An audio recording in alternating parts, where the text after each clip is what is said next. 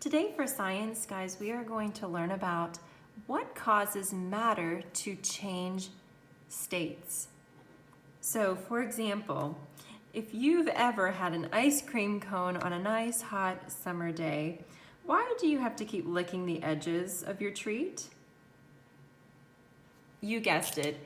It actually starts to melt or drip, right? And it can sometimes drip down into a puddle or on your hand if you're not careful. So what state of matter does the frozen treat start as? So what did your ice cream cone start as? A solid, a liquid, or a gas? You guessed it. It started as a solid. But then what happens when the outside temperature warms up this ice cream cone? When it gets too warm, what does it start to do? It starts to melt. So it changed from a solid now to a what? A liquid state. So your ice cream cone started out as a solid and it changed to a liquid simply because heat was applied. When the sun is shining on a bright day, that heat was applied to your ice cream cone and caused it to melt into a liquid. So this matter changed states from a solid to a liquid. All right, I would like for you to turn in your science books to pages 94 and 95. We are going to talk about changes in states of matter. So on page 94, it says changes in state. God wants people to use things that He has provided in the world. One way we do that is by changing matter from one state to another. Think about the foods that you enjoy. Many have been frozen. When you freeze juice to make an ice pop, the liquid juice becomes a solid frozen treat. So let's pause for a minute. Let's say we have a glass of pineapple juice.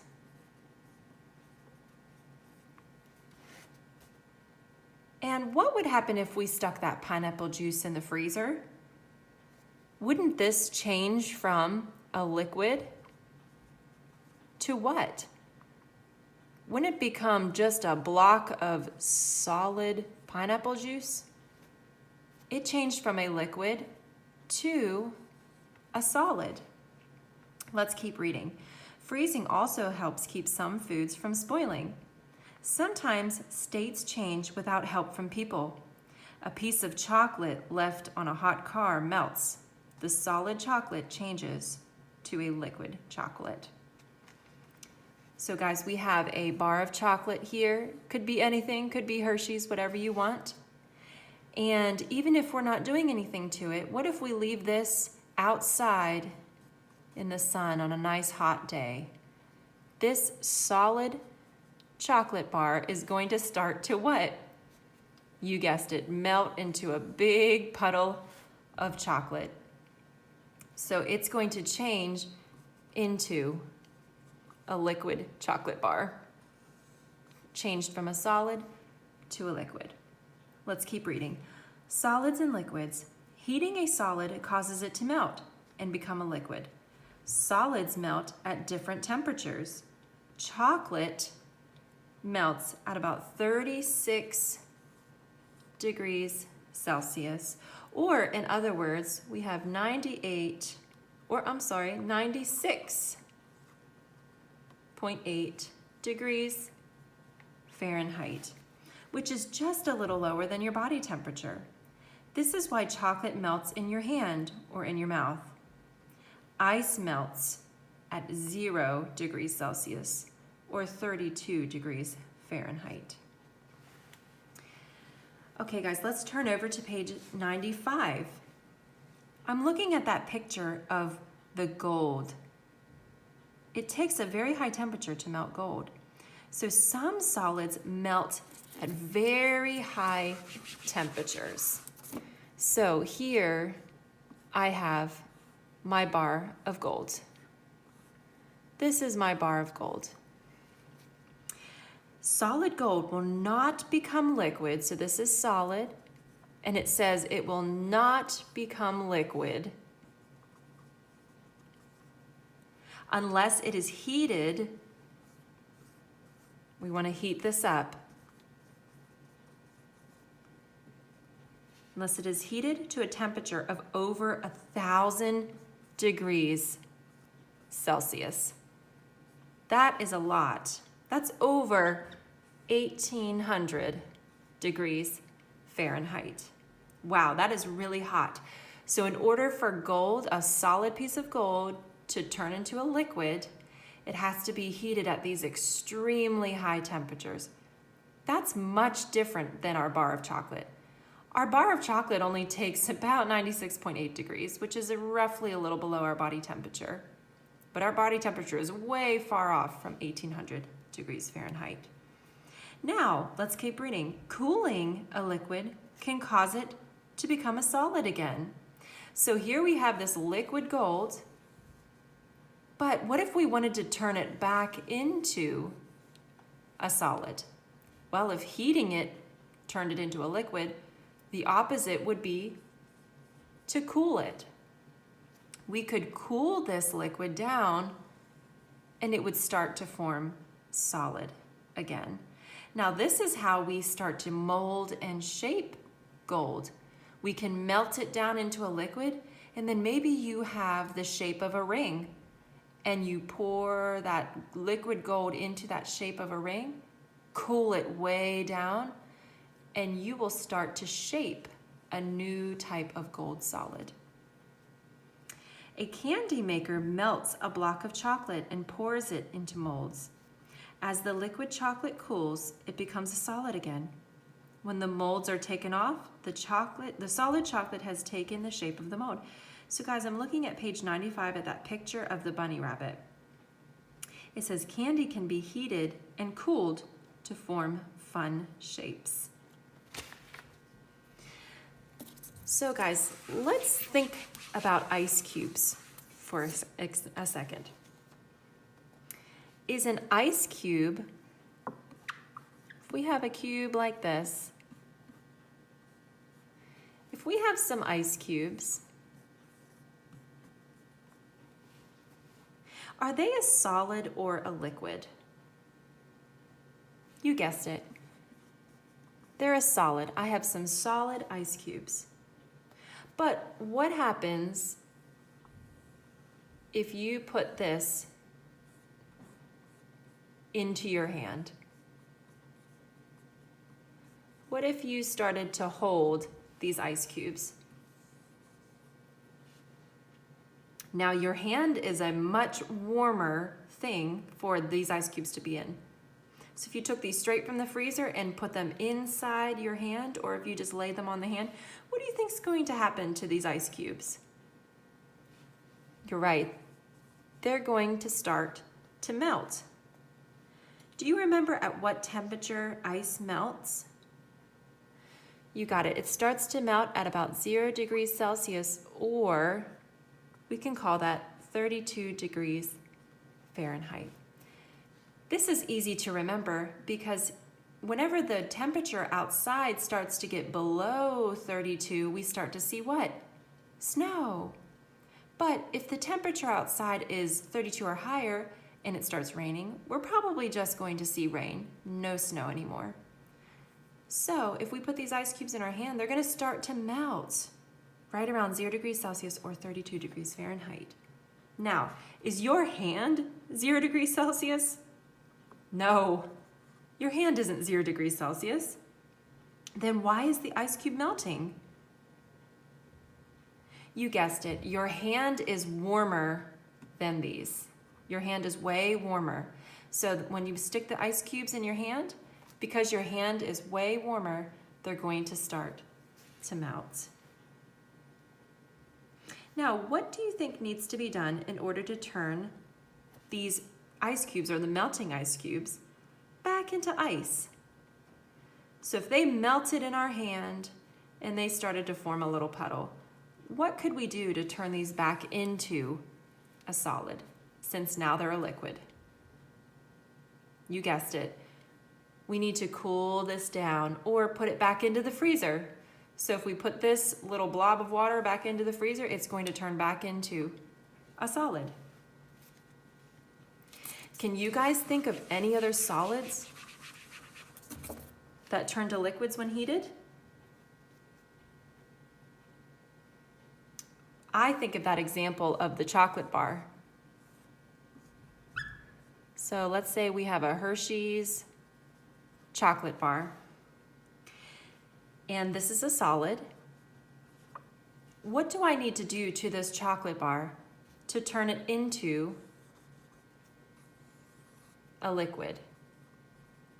What do I need to do to it? You guessed it. I need to heat it up. I need to apply some serious heat, and it will turn that solid chocolate bar into a liquid. Now, what do I need to do if I want to turn this liquid chocolate back into a solid? Maybe I want to make a bunny rabbit shape, or maybe I want to make some other kind of shape out of my chocolate. I could cool it down. So if I cool this liquid down, it will turn back into a solid or whatever shape that I desire. Now, do all solids melt at the same temperature? No. Think of that gold bar. Do you remember the gold bar we talked about? That's going to take an extreme amount of heat to turn that into a liquid. Whereas the chocolate bar is not going to take that much heat. So not every solid is going to melt at the same temperature. Okay, let's turn the page over to 96 and 97 of your science books. Now we are looking at liquids and gases. Liquids and gases. So I'm going to read at the top of page 96. Solids can change to liquids, and liquids can change to solids. But did you know that liquids can also change to gases? Liquids become gases when they are heated.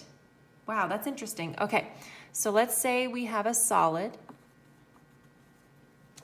Okay, the solid can turn into a liquid. Now the liquid can go back into the solid if it's cooled, but the liquid can also change into a gas. And liquids become gases when they're heated. So a liquid can turn back into a solid when it's cooled, but when it's heated, it can also turn into a gas. So let's keep reading. Have you seen this happen when water boils in a pot or a tea kettle? The boiling water bubbles. Steam rises from the water. The steam is a gas called water vapor. Let's pause there for a second. So here I've got my pot sitting on my burner on the stove, and it's really hot down here below. My water is boiling, boiling, boiling, and there's little steam bubbles, and you start to see this steam coming off of my pot. This steam is a gas called water vapor. This water vapor, that steam that's coming off of your liquid. As the water vapor spreads out in the room, it seems to disappear, but it's still there.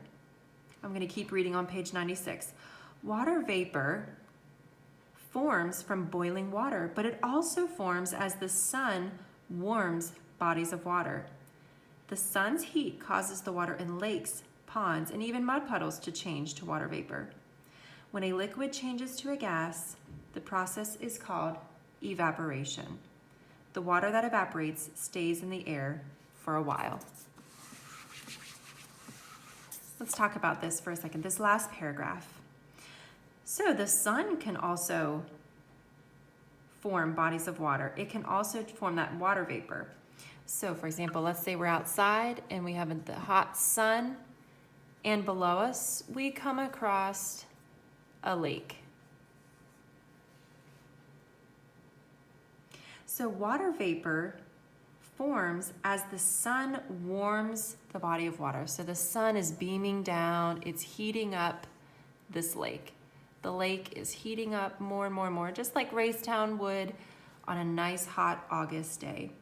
The sun's heat causes the water in the lakes, such as this one, ponds, or even mud puddles, to change into this kind of water vapor. So there's water coming out of this lake, almost like a gas coming out, called water vapor. And when this liquid changes to the gas, this process of this water changing into that water vapor gas, this whole process is called evaporation. Evaporation.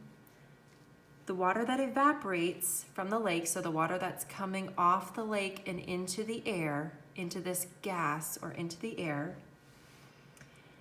it evaporates and it stays in the air for a while. So again, as the sun is heating up this body of water, water is coming out in the form of a gas called water vapor. So this process is called evaporation.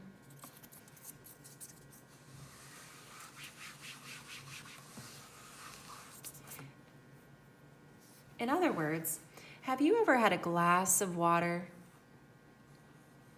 maybe just sitting on a table at home? And maybe you put that glass of water there on Monday, and you came back on Tuesday. You accidentally left the water there. Now your water is a little less. And maybe you left it there again and you came back the next day. Now your water line is a little less. Where is that water going?